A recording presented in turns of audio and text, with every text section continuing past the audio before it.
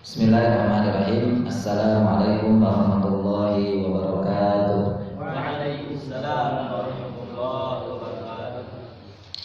Alhamdulillah, alhamdulillahi khaliqil wujudi minal adam wa ja'alin nuri minadh dhulam wa mukhrijis sabri minal alam wa mulqiyat taubati 'alan nadam fanashkuruhu 'alal masaibi kama nashkuruhu 'alan ni'am wa nusalli 'ala rasulihil akram dzis syarafil ashammi wan nuril katam wal kitabil muhkam wa kamalin nabiyyin wal khatam sayyidi waladi adam alladzi basyara bihi Isa bin Maryam wa da'a li bi'tsatihi Ibrahim alaihi salam hina kana yarfa'u qawa'ida baitillahil muharram wa sallallahu alaihi wa sallama wa ala atba'ihi khairil umam alladzi barakallahu bihim kaffatan nas al-arab minhum wal ajam walhamdulillahilladzi lam yattakhidh waladan wa lam yakul lahu syarikun fil mulki wa lam yakul lahu waliyyun minadh-dhulli wa kabbirhu takbira walhamdulillah alladzi anzala ala 'abdihi al-kitaba wa lam yaj'al lahu 'iwaja walhamdulillahilladzi nahmaduhu wa nasta'inuhu wa nastaghfiruh wa nu'minu bihi wa natawakkalu 'alaihi wa na'udzu billahi min syururi anfusina wa sayyiati a'malina may yahdihillahu fala mudilla lahu wa may yudlilhu fala hadiya lahu wa nashhadu an la ilaha illallah wahdahu la syarika lahu wa nashhadu anna Muhammadan abduhu wa rasuluh arsalallahu ta'ala bil huda wa dinil haqq liyudhhirahu 'ala ad-dini kullihi wa kafa billahi shahida fa sallallahu alaihi wa sallama tasliman katsiran amma ba'd fa inna asdaqal hadithi kitabullah wa khairul hadi hadi Muhammadin sallallahu alaihi wasallam wa inna syarral umuri muhdatsatuha wa inna kulla muhdatsatin bid'ah wa kulla bid'atin dhalalah wa kulla dhalalatin finnar. Qala Allah azza wa jalla fi kitabihil karim ba'da an aqul a'udzu billahi minasyaitonir rajim. Anzala minas samaa'i ma'an fasalat awdiyatun biqadariha fahtamala as-saylu zabadan rabiyan wa mimma yuqiduna 'alaihi fin-nari ibtigha'a hilyatin aw mata'in zabadu mithluhu kadzalika yadribullahu al-haqqa wal batil fa amma az-zabadu fayadhhabu jufaa'a wa amma ma yanfa'u an-nasa fayamkuthu fil ard kadzalika yadribullahu al-amthal.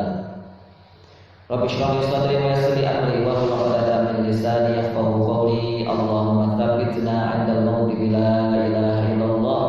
Allahumma ij'alna minal ladzina amanu wa 'amilus shalihat wa tawassaw bil haqqi wa tawassaw bis sabr. Amin amin ya rabbal alamin. Ikhwan fillah rahimani wa rahimakumullah. Puji dan syukur selalunya dan senantiasa kita panjatkan kepada Allah Subhanahu wa taala yang Maha Ghafur, yang Maha Syakur, yang Maha Pengampun dan Maha berterima kasih atas segala apa yang Allah Subhanahu wa taala berikan kepada kita semuanya. Untuk itu puji dan syukur kita hanya pantas panjatkan kepadanya semata. Juga salawat dan juga salam kita sanjungkan kepada Rasul Muhammad sallallahu alaihi wasallam. Salawat sebagai tanda kita mencintainya, salawat sebagai tanda kita akan senantiasa membaca kehidupannya, salawat sebagai tanda bahwa kita akan insyaallah meninggal dan mati di dalam ajaran-ajarannya. Ikhwan fillah rahimani wa rahimakumullah. Pada pagi hari ini kita akan melanjutkan pembahasan tentang sirah nabawiyah yang kita akan masuki berikutnya tentang pengasuhan Rasul Muhammad sallallahu alaihi wasallam di pangkuan asuhan keluarga Abu Thalib. Keluarga Abu Thalib. Kalau pembahasan tentang pengasuhan beliau di rumah kakeknya bersama kakeknya Abdul Muttalib, alhamdulillah dengan izin Allah kita sudah membahasnya, walaupun cukup panjang, membutuhkan 3 kali pertemuan.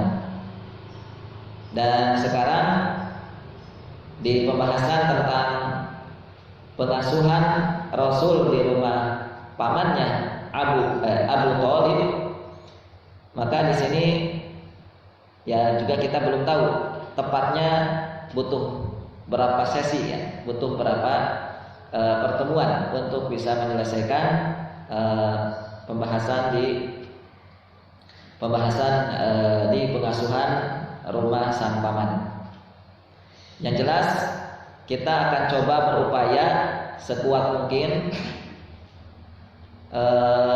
mendetailkan, dan kita akan mengambil saripati dan nilai-nilai yang ada di dalam setiap langkah kehidupan Nabi, setiap langkah yang ada dalam kehidupan Nabi sejak Nabi kita lahir sampai Nabi kita wafat, insya Allah. Karena bagi kita muslimin bahwa Rasul Muhammad sallallahu alaihi wasallam adalah bukan sekedar nabi biasa, bukan sekedar rasul biasa, tetapi beliau adalah manusia paling mulia dari semua makhluk yang telah atau yang pernah Allah Subhanahu wa taala ciptakan. Dialah Nabiullah Muhammad sallallahu alaihi wasallam. Naam. Kita masuki pembahasan tentang pengasuhan Nabi kita di dalam kehidupan paman Abu Thalib, yang diawali dari perpindahan pengasuhan dari kakek beliau yaitu Abdul Muttalib, yang beliau pernah meminta saat beliau akan wafat agar cucunya nanti diasuh oleh pamannya, tentunya adalah Abu Thalib. Di dalam kitab Ibnu Hisham, sejarah Nabi, di dalam buku kitab atau di dalam kitab Ibnu Hisham disampaikan kalimat walitamani sanawat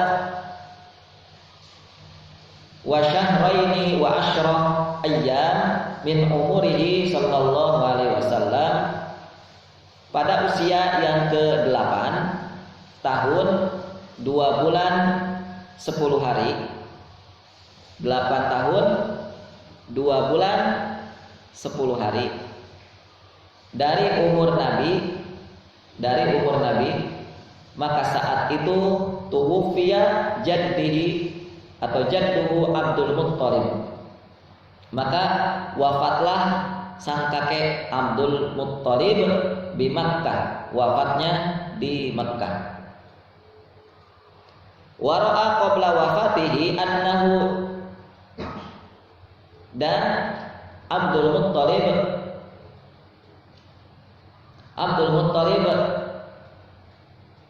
mengatakan saat sebelum wafatnya, annahu yu'ahhida bikafalati hafidihi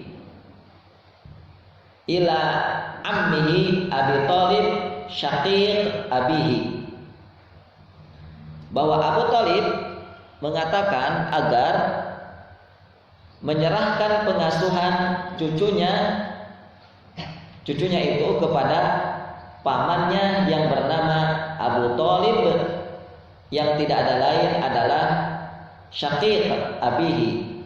Syaqiq artinya saudara kandung dari ayahnya, yaitu Abu Thalib, yaitu Abdullah. Saudara kandung siapa Abu Thalib ini? Saudara kandung Abdullah, yaitu ayahanda dari Rasul Muhammad sallallahu alaihi wasallam. Baik, kita awali dari sini.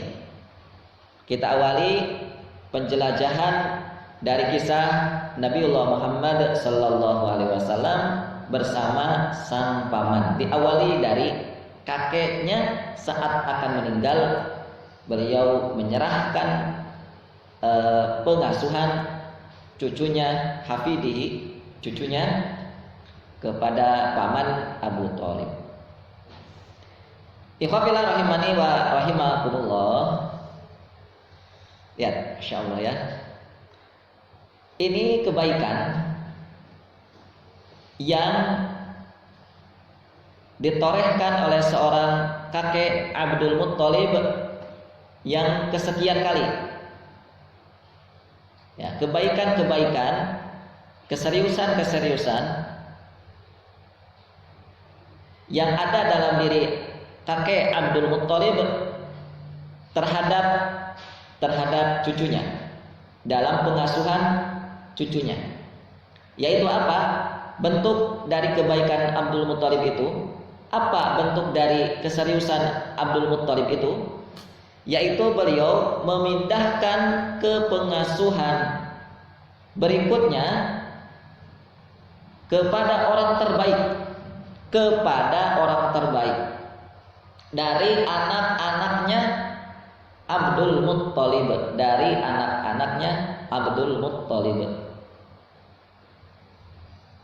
Juga ini di antara kecerdasan, ya, di antara kecerdasan dan komitmen seorang Abdul Muttalib untuk melanjutkan cita-citanya menjadi orang besar bagi sang cucu. Nah, di situ ada keseriusan, di situ ada komitmen, di situ ada kesungguhan, yang mana pernah diungkapkan saat Nabi kita berusia baru beberapa hari, yang beliau mengajak atau membawa cucunya ke dalam Ka'bah, yaitu agar sang cucunya nanti ini dipuji oleh Allah dan penduduk langit, juga dipuji oleh penduduk bumi. Itu cita-citanya, itu harapannya. Maka di antara tahapan-tahapannya adalah kepengasuhan. Abdul Muttalib sadar bahwa beliau tidak akan lama, tidak bisa selamanya, ya, tidak mungkin beliau akan mengasuh cucunya ini selamanya, dan beliau juga tidak akan hidup lama. Ya, kita tahu bahwa Rasul kita saat berada di pangkuan Abdul Muttalib berusia 5 tahun atau 6 tahunan. Lalu beliau berpindah ke pengasuhan karena kakeknya wafat itu di usia 8 tahun. Berarti Rasulullah bersama kakeknya berapa tahun? 2 tahun. Ya, 2 tahun. Cuman 2 tahun, hanya 2 tahun. Maka beliau Abdul Muttalib harus berupaya keras. Siapa di antara putra-putranya? Yang putra-putranya kemarin berapa orang? Masih ingat? 10? Berapa? Masih ingat? Ada Abu Lahab, ada Abbas, ada Jubair, ada ini juga Abu Thalib, Nah, itu di antara putra-putranya Abdul Muthalib, siapa yang akan dipilih untuk memindah ke pengasuhan sang cucunya ini supaya tidak salah pilih. Maka beliau berpikir keras untuk bisa untuk bisa tepat ke pengasuhan berikutnya, ya, untuk bisa tepat ke pengasuhan berikutnya bagi sang cucunya ini. Baik, lihat, ini pelajaran mahalnya untuk kita bahwa pastikan orang yang akan menjadi keluarga, orang yang akan menjadi pengasuh, termasuk juga yang akan menjadi guru bagi generasi yang akan melanjutkan estafet perjuangan kita itu, dipastikan mereka itu adalah orang-orang yang akan menunaikan cita-cita besar kita sebagai orang tua anak kita, umpamanya kalau sudah punya anak. Ya, pastikan ketika kita akan memberikan ke pengasuhan, ini bukan hanya sekedar memindahkan pengasuhan dari kakek ke paman, bukan. Tetapi dalam segala aspek bidang apapun, saat kita merasa bahwa ini harus dilanjutkan, ya, saat kita merasa bahwa kita tidak bisa berjuang sendiri, kita tidak bisa berjuang hanya kelompok kita sendiri, maka kita harus berupaya untuk memastikan siapa orang-orang yang akan melanjutkan perjuangan kita. Ya, termasuk juga yang paling penting adalah ini. Saat kita memiliki putra-putri yang akan kita sekolahkan, maka pastikan anak yang akan kita titipkan kepada guru-guru mereka itu adalah guru-guru yang memang benar-benar akan menunaikan cita-cita kita sebagai orang tuanya, yang akan melanjutkan visi besar daripada orang tuanya. Ya, itulah yang harus kita pasang dari sekarang. Itulah yang harus kita pasang dari sekarang tentang siapa yang sangat tepat, siapa yang tepat untuk kita sekolahkan, ya, sekolah mana yang tepat, perkuliahan mana yang tepat untuk pendidikan, ya, untuk pendidikan nantinya ketika kita memiliki putra putri kita. Yuk, pikirkan dari sekarang, ya. Pikirkan dari sekarang, saat antum nanti sudah punya keluarga sendiri, ya, antum pikirkan dari sekarang posisi di mana saja, ya, sekolah-sekolah mana saja yang nantinya sekolah itu akan menjadi tempat diasuhnya, dididiknya anak-anak antum nanti itu. Harus jelas dari sekarang, harus jelas dari sekarang. Baik. Ikhwafillah rahimani wa rahimakumullah.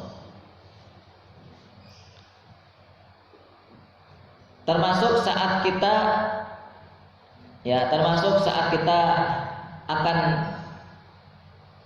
ya, pastinya akan meninggal, kemudian menyelesaikan, atau saat kita akan menyelesaikan amal atau karya apapun, atau apalagi karya yang sangat besar dan berharga, maka kita pastikan penyerahan karya kita ini, ya, karya kita ini kepada orang yang kita yakini keamanahannya, kepada orang yang kita yakini keamanahannya, yang mana mereka bisa melanjutkan harapan dan cita-cita kita. Nah, Kita hari ini sedang membuat karya. Kita sekarang sedang membuat amal. Baik. Umpamanya ya. Entah di antara antum sudah punya rancangan atau belum? Sudah punya rancangan atau belum tentang sebuah karya? Di masa depan kira-kira antum mau buat karya apa? Di masa depan kira-kira antum akan merancang apa? Ya, akan membuat karya apa, akan merancang apa. Nah, dari sekarang pun antum harus rancang juga, persiapkan juga adalah tim atau orang-orang yang antum yakini keamanahan mereka, ya, yang antum yakini akan melanjutkan cita-cita dan visi besar antum terhadap karya yang sedang antum bikin ini. Karena tadi seorang kakek Abdul Muttalib, beliau ketika mengasuh cucunya itu seolah-olah sedang membuat karya. Baik, kita lihat. Supaya ini begini ya. Kita mulai dari bayangan dulu. Kita mulai dari impian dulu. Ya, karena sesuatu itu kalau kita tidak punya mimpi, ya mau apa yang bisa kita lakukan kalau kita tidak punya mimpi? Nah, maka kita memulai dari mimpi kita. Dan salah satunya kita akan coba buatkan tahapan-tahapan kecilnya. Dan ini akan menjadi rumus atau bukan rumus ya, menjadi bahan-bahan yang akan menjadi impian antum nanti di masa depan. Baik. Seperti halnya antum misalnya, antum yang punya barang berharga, umpamanya HP lah gitu ya, punya barang berharga umpamanya HP. Lalu karena satu lain hal, misalnya antum akan bermain futsal, antum akan berenang, ya. Maka ketika itu antum ingin menyimpan HP antum ingin menitipkan HP antum. Karena apa? Karena antum saat itu akan melakukan sesuatu aktivitas, yang mana aktivitas itu tidak akan membawa HP. Dan itu adalah barang berharga antum yang antum miliki. Maka otomatis antum harus punya tempat untuk menjadi tempat penitipan, harus punya tempat yang itu menjadi tempat penitipan, atau harus punya teman yang itu amanah untuk bisa menitipkan barang antum nanti. Sehingga antum tidak khawatir HP antum nanti itu berkurang, ya, apalagi rusak, apalagi hilang. Kenapa? Karena antum sudah yakini ada satu tempat yang mana tempat itu bisa menjaga barang yang antum miliki tadi, atau antum sudah menitipkan ke orang yang benar-benar amanah. Nah, kira-kira begitu ya.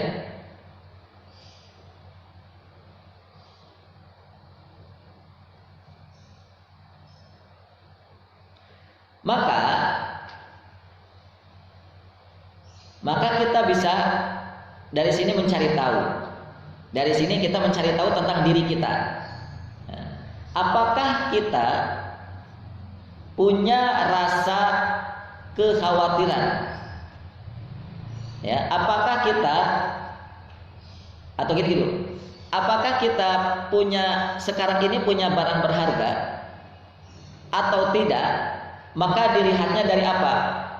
Dilihatnya dari memperhatikan adakah rasa kekhawatiran atau tidak saat kita tidak punya tempat, saat kita tidak punya orang yang bisa kita serahkan, yang bisa kita tempatkan ya, untuk menjadi penitipan, untuk menjadi tempat penitipan, untuk menjadi orang yang kita titipi barang kita itu.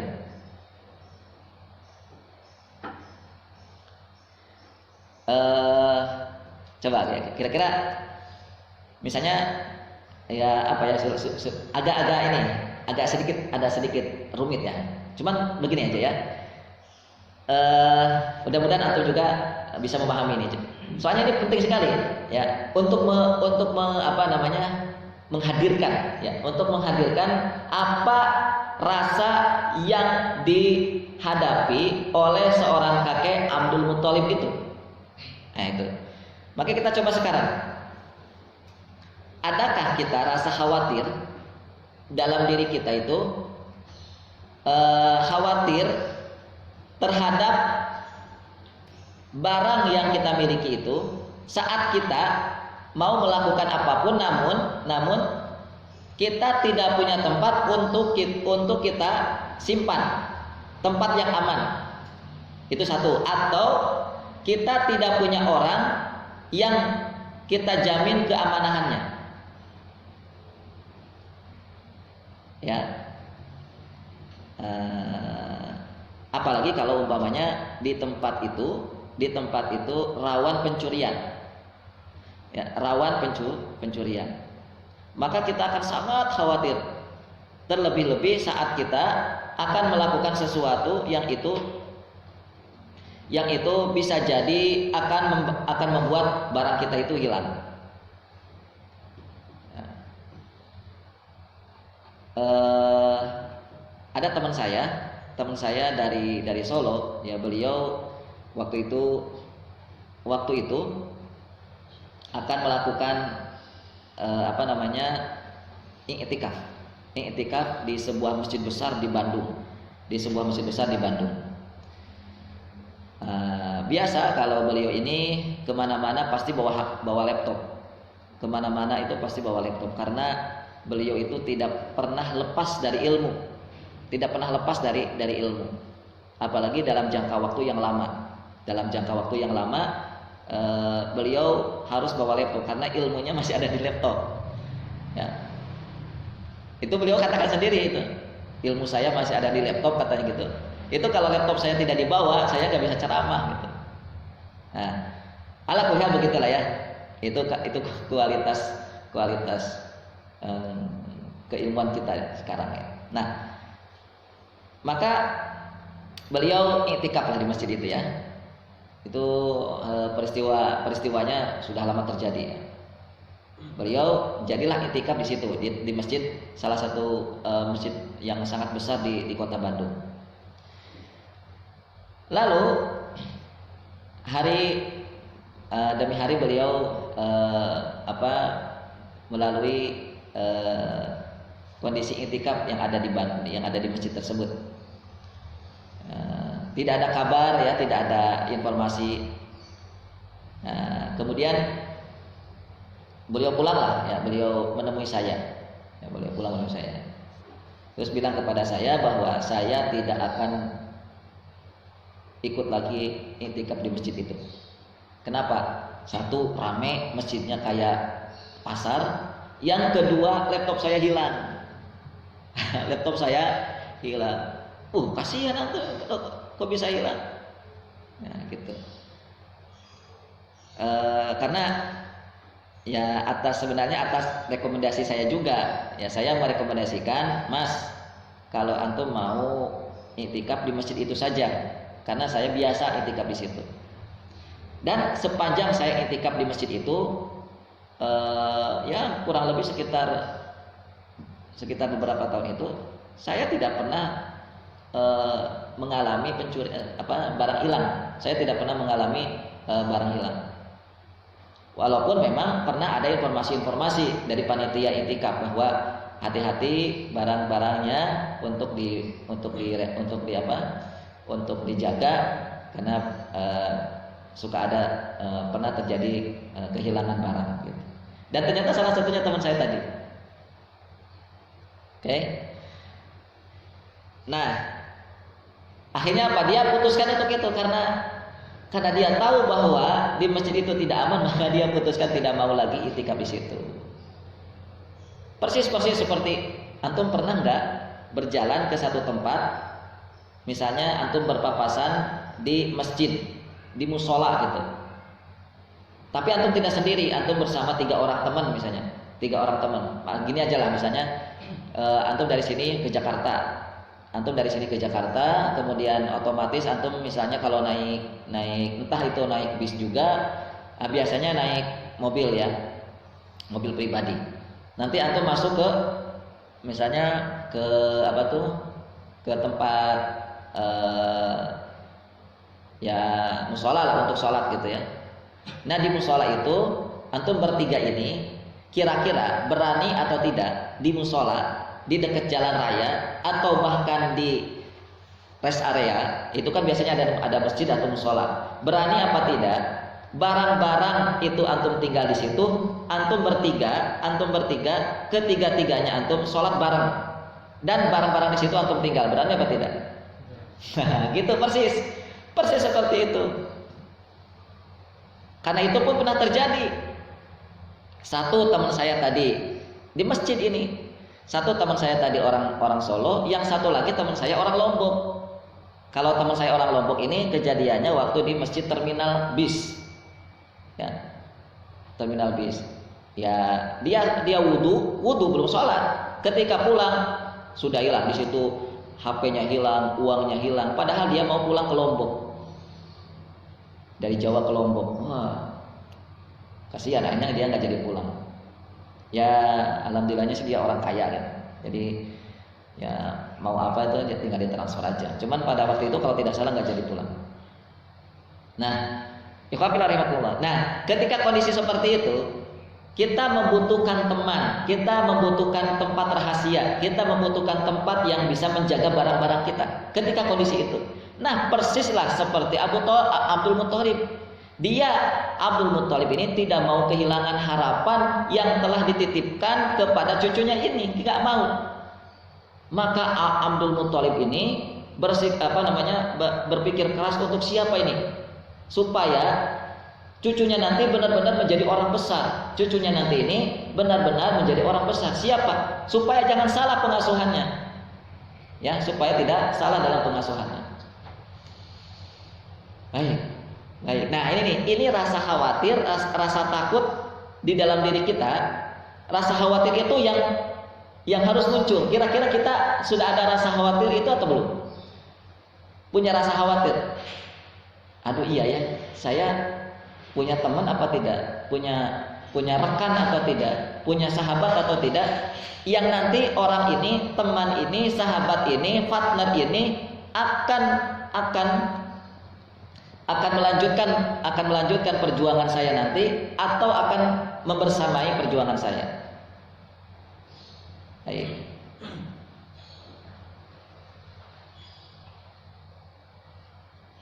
Sudah belum ada rasa khawatir itu?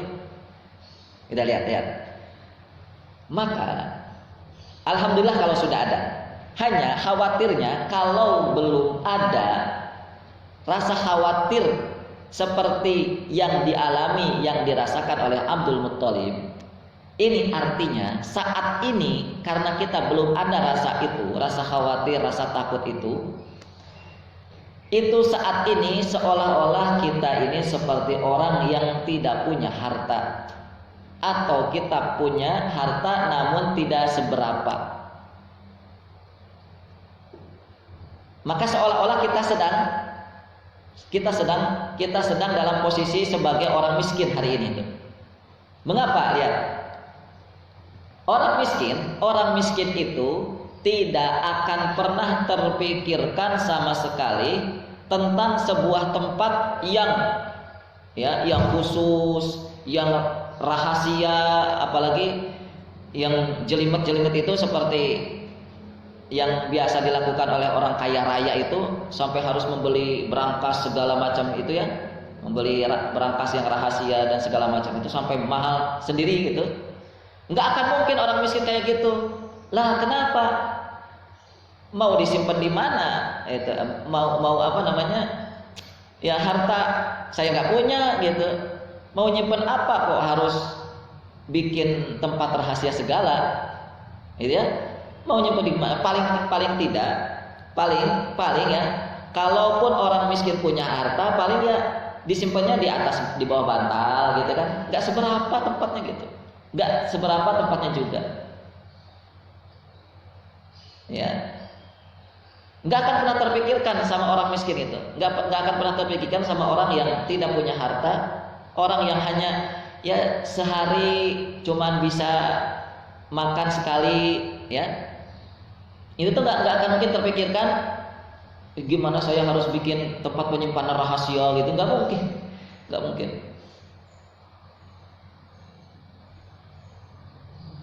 Ya, tadi karena jangankan barang mahal, ya, barang sepele saja terkadang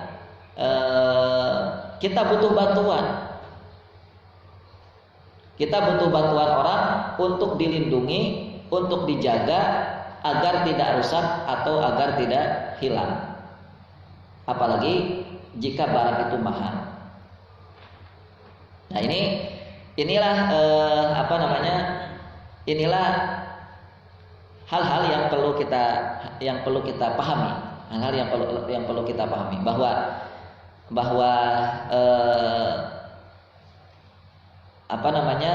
rahasia dari kenapa Abdul Muthalib itu begitu serius untuk mencari di antara anak-anaknya yang akan mengasuh sang cucunya ini, itu karena ada khawatir, karena ada rasa takut ketika beliau meninggalkan sang cucunya nanti. Baik.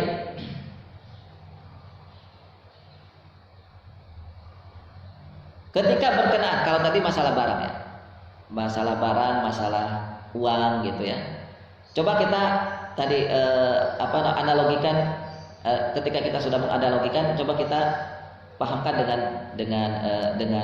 dengan tujuan atau harapan. Barang saja yang itu pun sepele, itu pasti kita butuh bantuan, entah itu tempat ataupun orang.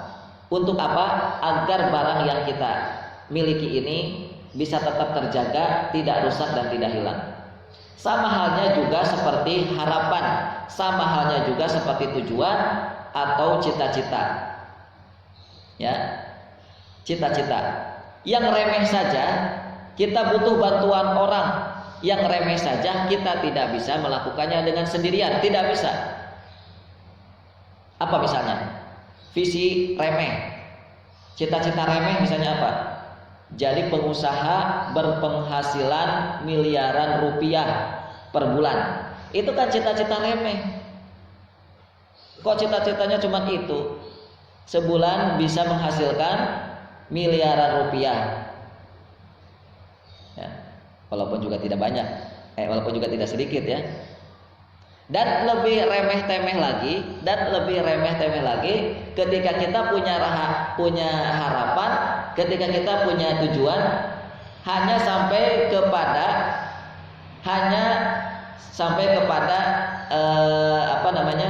ya seperti orang-orang sekarang. Cukup jadi misalnya bos tukang cilok terkaya sekampung. Itu cita-cita remeh-temeh, itu sudah remeh-temeh lagi. Antum tahu remeh? Kalau di bahasa Sunda, remeh itu satu biji dari nasi, itu remeh namanya. Satu biji nasi. Itu kalau di Sunda namanya remeh. Itu saja ya, untuk bisa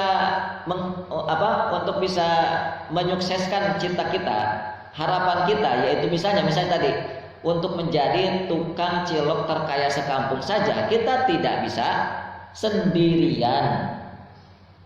Kita butuh partner, kita butuh teman, termasuk pelanjut, agar perusahaan yang sedang kita bangun itu terus berjalan. Gak mungkin kita bisa sendirian. Itu pun kalau cita-cita kita hanya sekedar bikin cilok gitu. Di Ambon ada cilok nggak? Di Sumatera ada cilok, kayak gitu. Ya, pasti kita harus memikirkan karyawan yang namanya sudah besar. Kan kita nggak bisa sendirian ya. Kita butuh karyawan, bahkan sampai OB, satpam, atau bahkan sampai tukang cabut rumput. Kita butuh mereka. Gimana kalau kita punya perusahaan besar, ya di situ kita punya seperti taman-taman. Nah kita kan butuh mereka ini, yang tukang-tukang nyabut rumput, tukang bersih-bersih rumput itu. Kita harus memikirkan mereka. Gimana jadinya kalau mereka ini yang bekerja dengan kita, walaupun sepele, cuma nyabut rumput, tapi pengkhianat, gimana jadinya? Ya, lambat laun akan hancur perusahaan kita. Lambat laun akan hancur. Ya. Jadi kita harus sampai bisa memikirkan itu. Apalagi ketika kita punya visi besarnya adalah seperti membangun sebuah negara kuat. Wah, itu sudah membangun peradaban besar. Ya, itu nggak bisa itu. Tidak bisa sendirian, tidak bisa satu keluarga saja, tidak bisa satu organisasi saja. Tidak bisa. Kalau kita berbicara tentang sebuah bangsa atau sebuah peradaban, itu kita harus menggait atau kita harus mendekati banyak kelompok, kita harus mendekati banyak orang. Baik. Maka lihat ketika kita melihat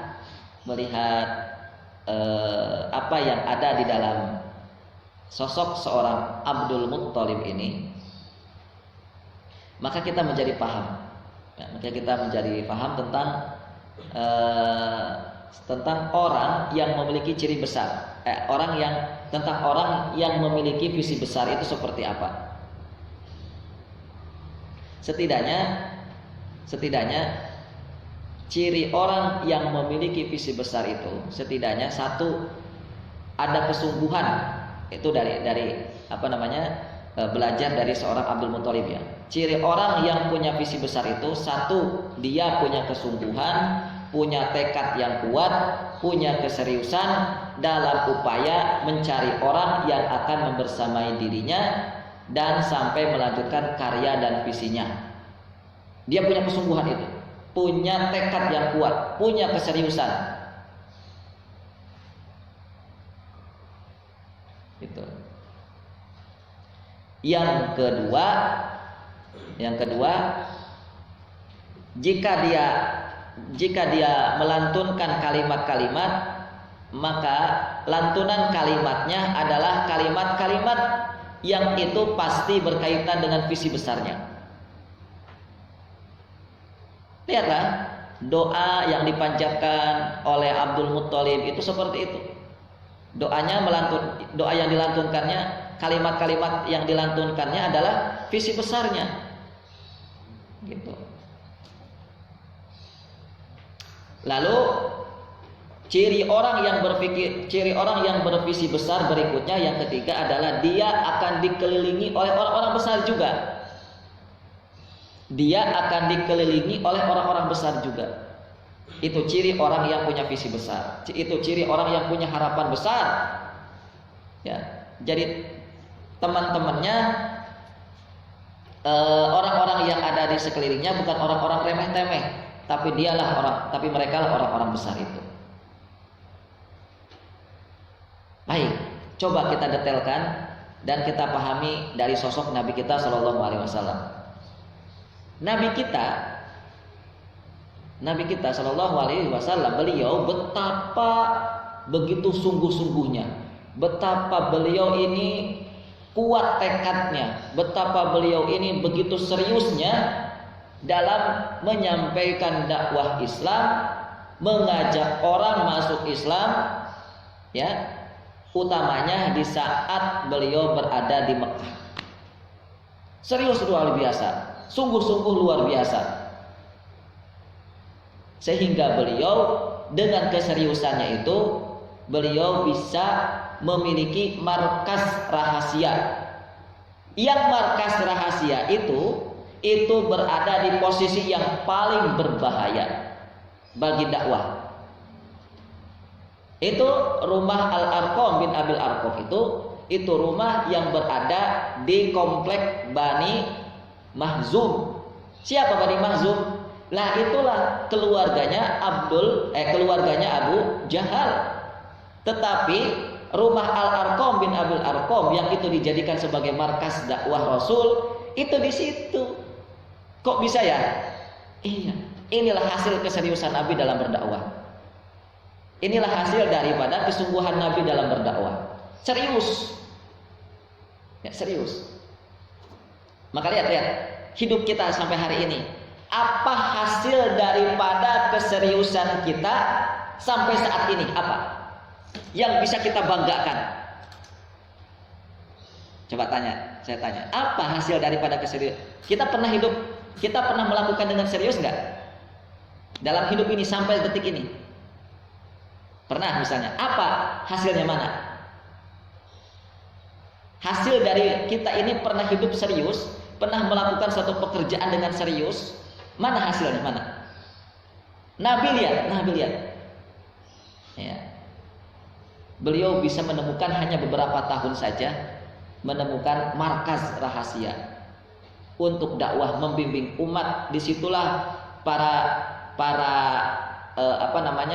umat Islam ataupun masyarakat Arab yang sudah masuk Islam di situ berkumpul.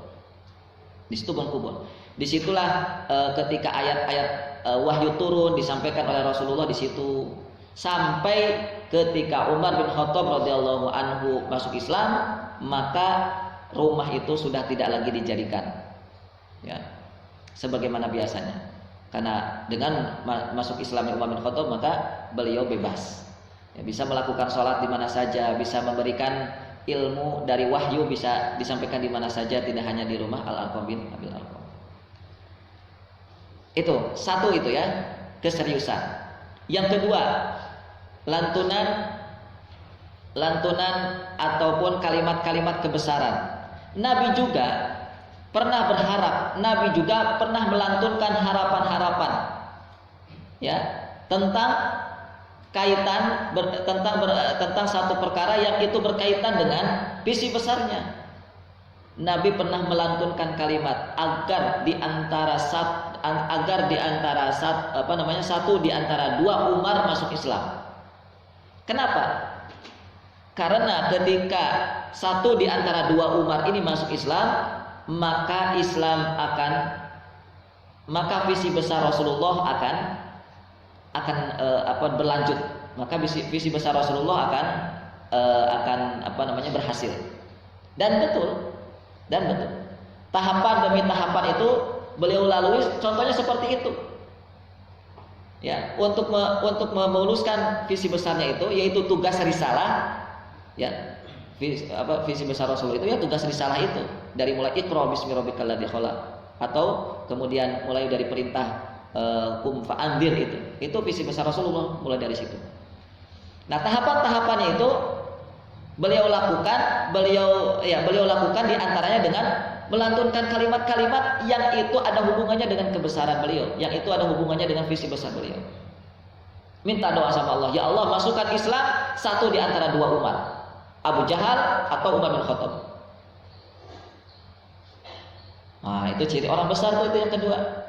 Ciri orang besar yang ketiga, ciri orang yang punya visi besar yang ketiga adalah Nabi kita dikelilingi oleh tokoh-tokoh hebat. Nabi kita dikelilingi oleh para pemimpin, ilmuwan, jenderal, saudagar, yang semuanya mereka pakar di bidangnya masing-masing.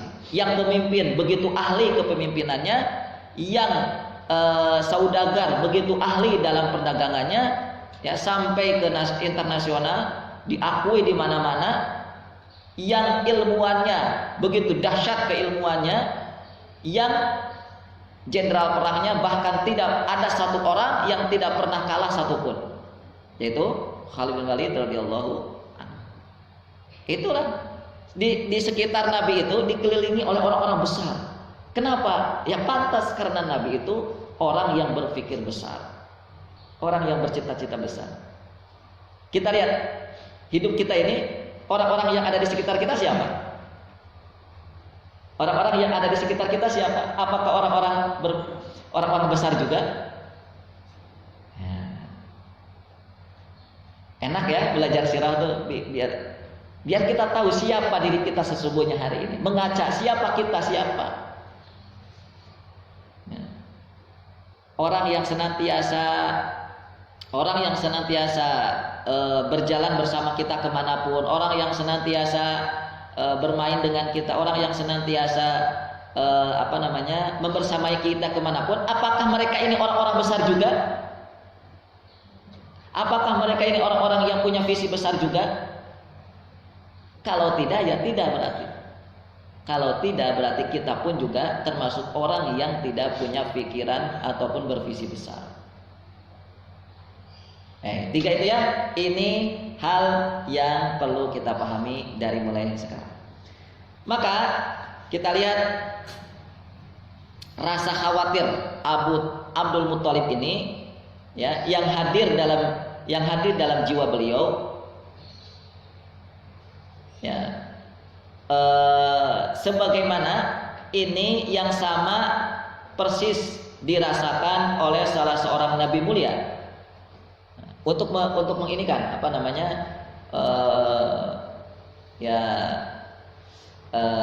untuk mengkiaskan itu, untuk menjelaskan lebih dalam. Kita coba masuki tadi kan kepada Nabi Shallallahu Alaihi Wasallam. Kita coba kepada nabi-nabi yang lain, bahwa sama persis apa yang dirasakan oleh Abdul Muthalib itu pun dirasakan oleh orang-orang besar di dalam sejarah Islam. Misalnya seperti Nabiullah Zakaria alaihi salam. Di dalam surat Al-Anbiya ayat yang ke-89, Nabiullah Zakaria alaihi salam berdoa, A'udzubillahi minasyaitonirrajim. Wa Zakaria idnada rabbahu rabbi la tadarni fardaw wa anta khairul warithin. Nabiullah Zakaria alaihi salam merasakan takut jika tidak ada yang berdiri melanjutkan, ya. Ini syarahnya, ini penjelasannya dari Al-Imam As-Sa'di. Al-Imam As-Sa'di mengatakan khofa an la yakum, atau saya terjemahkan dulu tadi surat Al-Anbiya ayat 89-nya. Wa Zakaria, dan Nabiullah Zakaria idnada rabbahu, saat beliau berdoa kepada Rabbnya, Rabbi, wahai Rabbku, la tadarni, jangan engkau tinggalkan aku fardan, sendirian. Jangan engkau tinggalkan aku sendirian. Wa anta khairul warithin, dan engkau adalah sebaik-baik pemberi sebaik-baik pewaris. Al-Imam As-Sa'di mengatakan khofa an la yakum ahad ba'dahu maqam fid da'wati ilallah. Nabiullah Zakaria kenapa berdoa seperti itu, meminta kepada Allah agar jangan ditinggal sendirian, tidak punya anak, tidak punya keturunan, karena beliau khofa, merasa takut jika tidak ada yang berdiri atau melanjutkan satu orang pun setelah Nabi Zakaria itu di posisinya dalam melanjutkan estafet perjuangan dan visi besarnya Nabiullah Zakaria, yaitu ad-da'watu ilallah, berdakwah, menyeru kepada Allah. Jadi Nabiullah Zakaria dengan doanya tadi dan disyarah oleh Al-Imam As-Sa'di rahimahullahu ta'ala, Kita mulai dari visi besarnya Nabiullah Zakaria. Apa visi besarnya Nabiullah Zakaria? Yaitu dakwatu ilallah, ad-da'watu ilallah. Dan beliau betul-betul merasakan takut, khofa, merasakan takut saat tidak ada yang bisa melanjutkan visi besarnya itu. Maka beliau berdoa dan terus-menerus berdoa tanpa kenal lelah dan tanpa putus asa kepada Allah agar Allah memberikan kepadanya keturunan.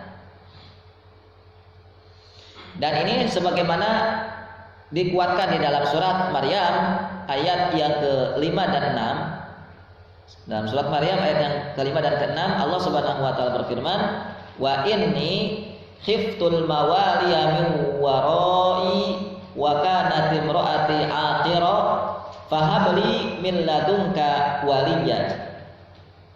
Dan sesungguhnya aku khawatir terhadap mawaliku. Khauf, di situ ada kata khiftu, ada kata khaufa. Aku khawatir ya Allah terhadap pengganti, terhadap anak sepeninggalku. Wa kanat imraati aqir, sedangkan istriku mandul, istriku tidak bisa melahirkan. Fahabli, maka anugerahilah aku ya Allah min ladunka, dari sisimu, waliya, seorang putra. Lihat, Nabiullah Zakaria khawatir. Yarithuni wa yarithu min ali Yaqub waj'alhu rabbi radiyya, sehingga ketika aku sudah punya anak, aku punya keturunan, aku akan melanjutkan apa yang telah diwariskan. Yarithuni wa yarithu min ali Yaqub, apa yang telah diwariskan oleh keluarga Yakub. Nabiullah Zakaria itu kan salah satu daripada keturunannya Nabi Yakub, karena beliau adalah Bani Israel. Ya. Apa namanya warisan al-mawarith? Apa warisan yang dilanjutkan turun temurun di keluarganya Nabiullah Yakub alaihissalam atau sebelumnya Nabiullah Ibrahim alaihissalam adalah kenabian. Itu yang disebutkan oleh para ulama tafsir di dalam tafsir-tafsir yang ada, kenabian. Jadi visi besarnya Nabiullah Zakaria adalah kenabian. Ya, tidak ada bedanya dengan ad-da'watu ilallah, sama aja.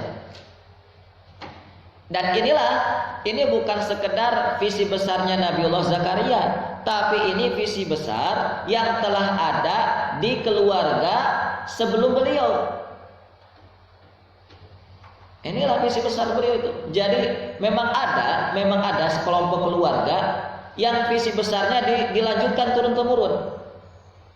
Dan itu sama persis seperti keluarganya Osman bin Ertugrul, susah nyebutnya, Ertugrul.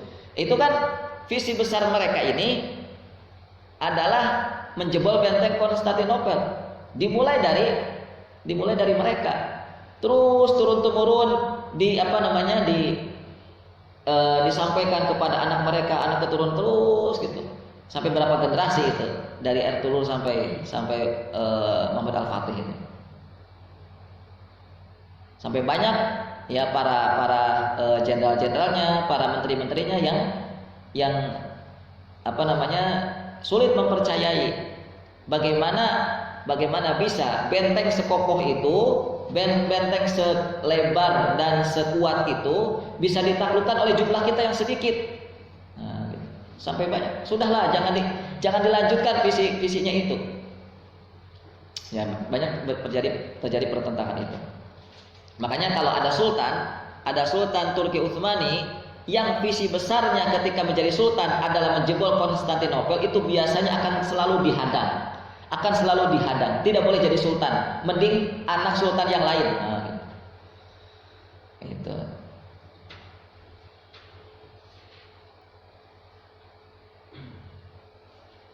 Maka kita belajar dari poin ini. Belajar apa? Satu, sebagaimana Abdul Muttalib. Ya. Sebagaimana Abdul Muttalib yang mengasuh Nabiullah Muhammad SAW punya harapan besar untuk cucunya, maka kita pun harus mulai belajar. Kita pun harus mulai belajar untuk apa? Memiliki harapan besar untuk keturunan kita nanti. Sudah punya cita-cita? Sudah punya cita-cita apa belum? Saya kalau punya anak, anak saya akan dibeginikan. Sudah punya itu? Ya, belum. Kalau belum, mulai belajar ya. Karena ini tanda besar bahwa antum menjadi orang besar itu adalah itu tandanya. Adalah ketika orang-orang yang ada di sekitar antum itu adalah orang-orang besar juga. Orang-orang yang ada di sekitar antum siapa? Ya nantinya istri antum, ya nantinya putra-putri antum, ya nantinya saudara-saudara. Itulah mereka-mereka orang besar. Itulah mereka orang-orang yang ada di sekitar antum nanti. Terutama putra-putri antum. Baik. Dan tadi di dalam surat Al-Anbiya ataupun surat Maryam, di dalam Al-Qur'anul Karim juga mengajari kita bahwa visi besar kita itu adalah memperbaiki kondisi umat. Itu visi besar kita. Quran yang menjelaskan. Visi besar kita adalah memperbaiki kondisi umat dan masyarakat serta menjadikannya menjadi besar dan berperadaban tinggi. Ya, coba tanamkan. Biar ditulis. Baik.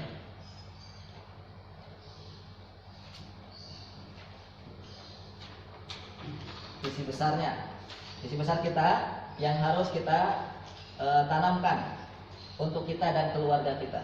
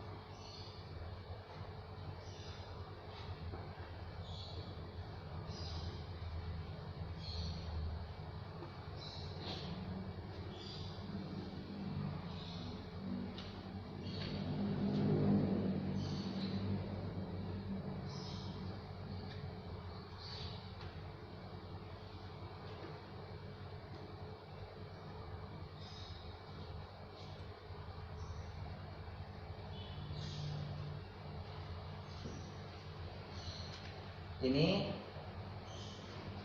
saya ambil atau intisari daripada warisan keluarga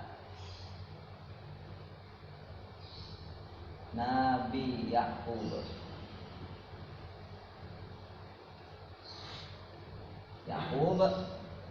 Yaitu an-nubuwah atau ad-da'watu ilallah.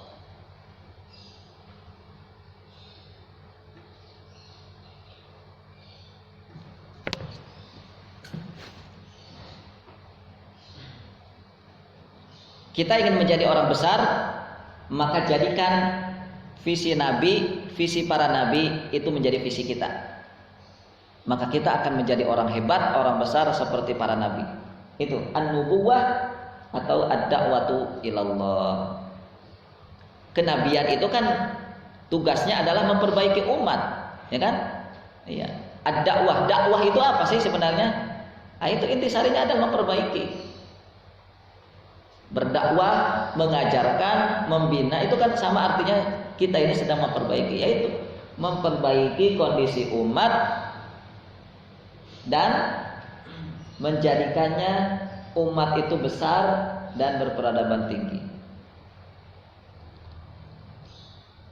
Mulai dari kalimat ini ya. Mulai dari kalimat ini dulu.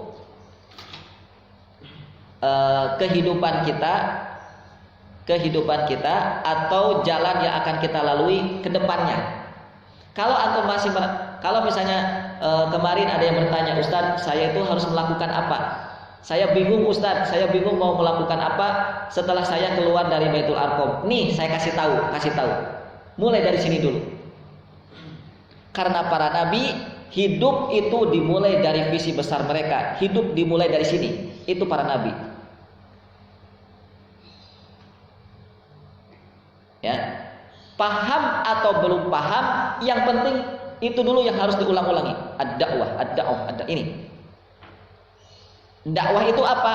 Mudahnya itu kita mudahkan dengan kalimat ini, memperbaiki umat dan menjadikannya besar dan punya peradaban tinggi. Itu mulai dari situ dulu. Dan terus sambil mentafakuri, berpikir. Kalau begitu apa yang harus saya lakukan? Saya nih sudah punya cita-cita besar nih ini. Maka apa yang terus nanti dari sini kita berjalan.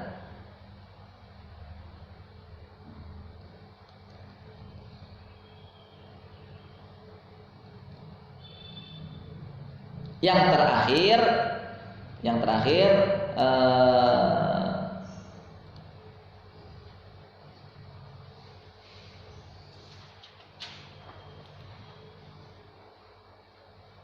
belum. Ada dua lagi.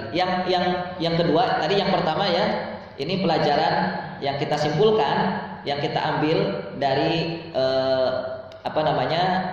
dari Abdul Muttalib dan dari Quran.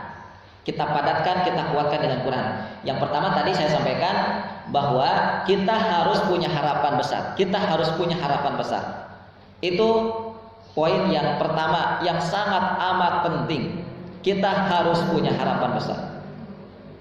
Yang itu nanti teman-teman ya, itu nanti antum harus tularkan juga ke adik-adik antum, ke keluarga, dan utamanya ketika sudah menikah ke anak istri. Itu yang harus ditularkan. Yang kedua pelajarannya ya, otomatis ketika kita sudah punya rencana besar, kita sudah punya pikiran-pikiran besar, maka otomatis kita harus punya gerakan-gerakan. Kita harus punya gerakan-gerakan perubahan. Otomatis harus ada gerakan, harus ada langkah-langkah apa yang harus kita lakukan sehingga ini bisa tertunaikan cita-cita kita. Harus ada langkahnya apa? Langkahnya juga adalah dari kisahnya Abdul Muttalib dan dari kisahnya Nabiullah Zakaria, langkah yang sangat awal berdoa. Ya. Doa itu jangan sampai dinanti-nanti. Nanti aja doanya, enggak. Kalau antum merasa sudah punya cita-cita besar, berdoa dari sekarang, jangan dinanti-nanti. Seperti Nabiullah Zakaria berdoa kepada Allah, minta siapa? Minta anak. Nah, Nabiullah Zakaria kan belum punya pelanjut, artinya belum punya modal. Siapa modal saya ya Allah? Nggak ada, minta sama Allah.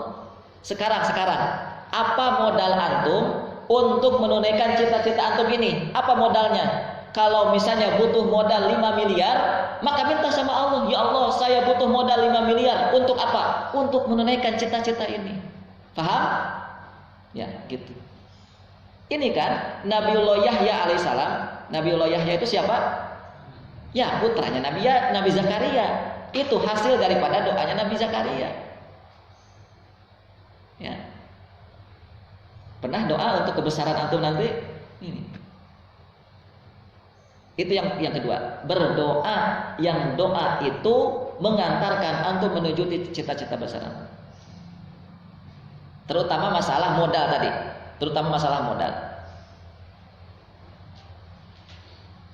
Yang ketiga,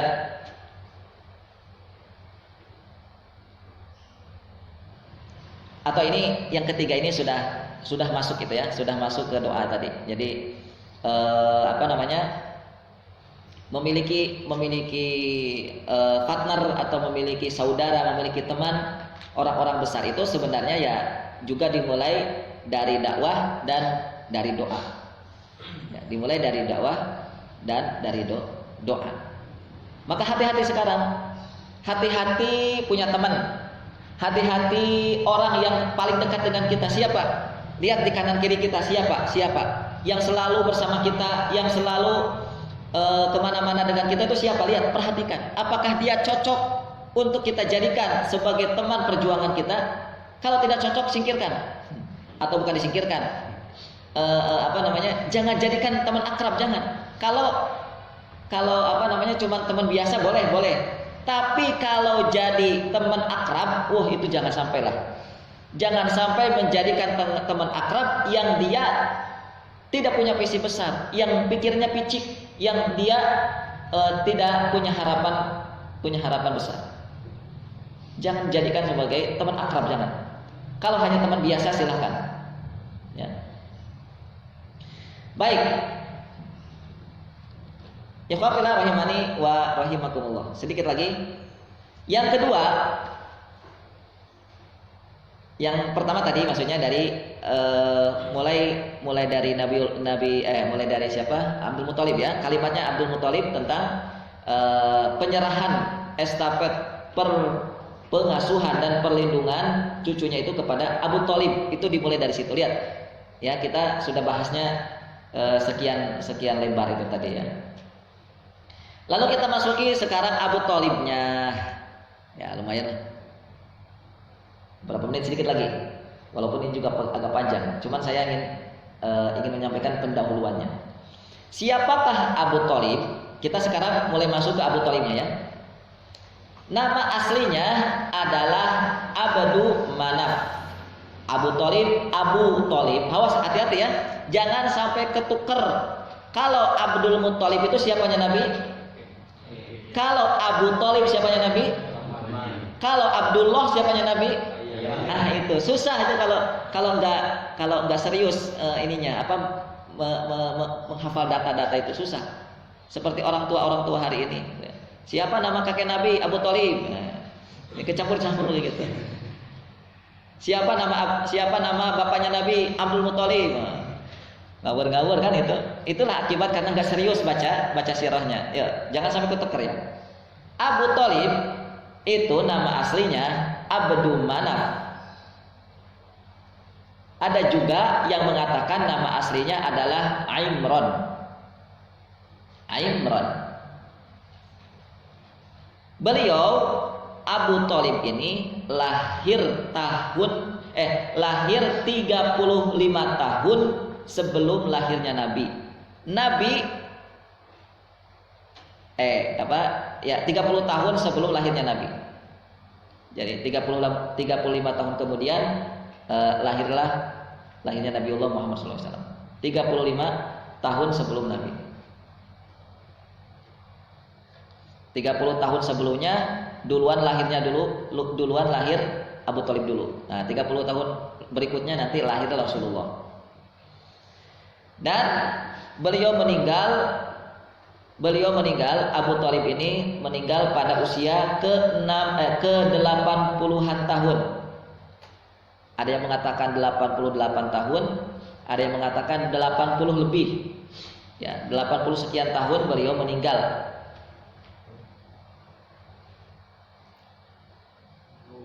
Atau 3 tahun sebelum hijrah ke Madinah. 3 tahun sebelum Nabi hijrah ke Madinah, maka 3 tahun sebelumnya Abu Thalib wafat.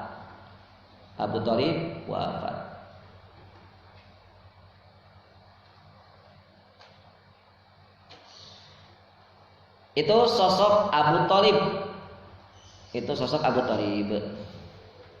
Cuman karena waktunya sudah masuk untuk majelis tasmi, maka mohon maaf saya cukupkan dulu. Ini baru pembukaan, baru mukadimah tentang Abu Thalib. Itu saja dulu. Silahkan dipelajari lagi. Dan kalau di mana ini, di buku Sirah Nabawiyah Al-Mubarakfuri itu datanya saya lihat agak kurang lengkap ya. Data beliau itu ada agak kurang lengkap. Namun kebersamaan Rasulullah dengan Abu Thalib agak panjang nih, agak panjang. Baik, kita masuki majelis tasmi dan kita buka dengan dan silakan dibaca.